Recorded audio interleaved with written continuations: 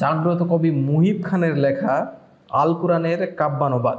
এই আল কোরআনের কাব্যানুবাদ একটা আমি প্রিমিয়াম অর্ডার দিয়েছি, আর একটা নর্মাল। এটা দুই রকমের হয়। আপনারা সবাই মনে হয় লেখাটা দেখতে পাচ্ছেন যে আল কোরআনের কাব্যানুবাদ, এইটা হচ্ছে জেনারেল। আল কোরআনের কাব্যানুবাদ এটা হচ্ছে জেনারেল, আর এইটা হচ্ছে আপনার প্রিমিয়াম। আমি আপনাদেরকে একটু দেখাই। আচ্ছা, আমি এটা নিজে রাখি। দুইটা কিন্তু দুই রকম, একটা হচ্ছে প্রিমিয়াম আর একটা হচ্ছে জেনারেল।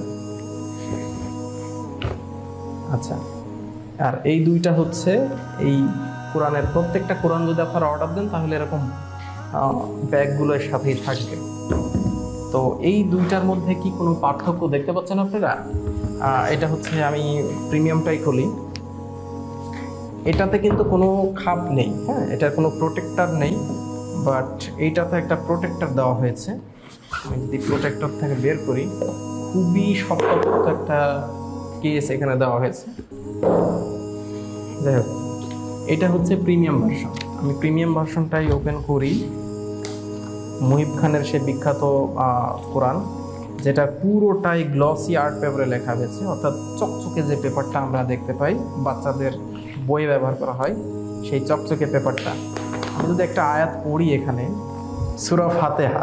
আচ্ছা, সূরা ফাতিহার বঙ্গানুবাদ যদি আমি একটা পড়ি, দেখেন যে আউযু বিল্লাহি মিনাশ শাইতানির রাজিম বিসমিল্লাহির রহমানির রহিম।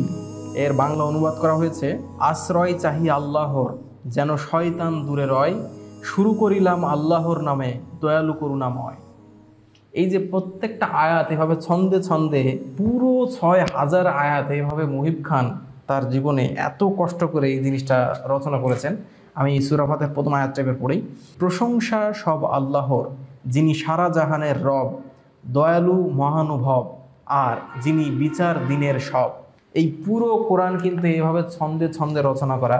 আর এই প্রিমিয়ামটা আর জেনারেলের পার্থক্য হচ্ছে এর কোয়ালিটির উপরে। আপনারা কোয়ালিটি যদি দুটো হাতে করেন বুঝতে পারবেন। এটা হচ্ছে পুরো গ্লসি আর্ট পেপারে লেখা হয়েছে, মানে চকচকে পেপারে লেখা হয়েছে। আর এইটা ছাপানো হয়েছে সাধারণ অন্যান্য যেসব বইয়ের কাগজ, সেই কাগজে।